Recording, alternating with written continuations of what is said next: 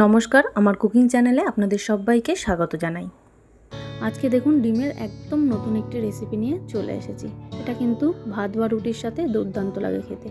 তো চলুন, তার জন্য দেখুন আমি এখানে কড়াই বসিয়ে দিয়েছি। কড়াইতে সর্ষের তেল দিয়ে দিলাম আর দিয়ে দিলাম হাফ চামচ জিরে, একটা তেজপাতা আর গোটা গরম মশলা দিয়ে এরপর একটা পেঁয়াজ আমি কুচিয়ে রেখেছিলাম সেটা দিয়ে দেবো, দিয়ে একটু ভেজে নেব।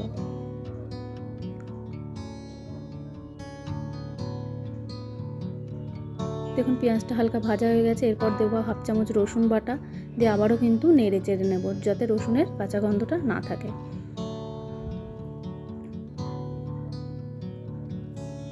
তো ভাজা হয়ে গেছে। এরপর একে একে দেবো আদা বাটা, টমেটো পিউরি, আর দেবো হাফ চামচ জিরে গুঁড়ো, হাফ চামচ ধনে গুঁড়ো, হাফ চামচ লঙ্কা গুঁড়ো, আর দেবো হলুদ দিয়ে সামান্য জল দিয়ে মশলাটাকে একটু নেড়ে চেড়ে নেব। তো দেখুন মিশিয়ে নিয়েছি। এরপর দিয়ে দেবো পরিমাণ মতো নুন আর স্বাদ মতন চিনি দিয়ে কিন্তু মশলাটাকে ভালোভাবে কষে নেব তেল ছাড়া পর্যন্ত।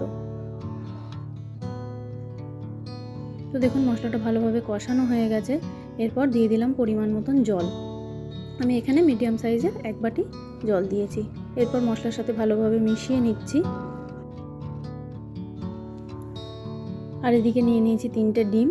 আমি একটা বাটিতে ডিমগুলোকে আস্তে আস্তে ফাটিয়ে নিয়ে নেব।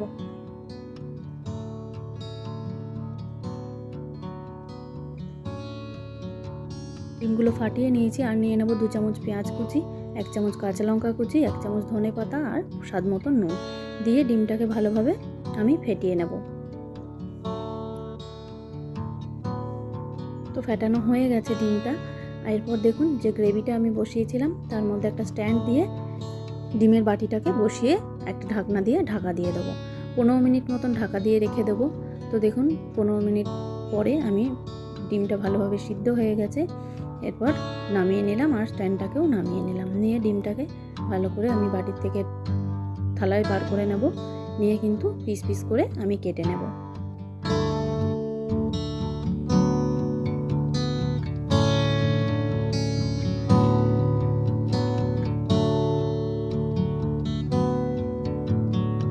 দেখুন ঠিক এইভাবে কিন্তু আমি কেটে নিয়েছি আর ডিমটা কিন্তু অনেকটা নরম হয়েছে।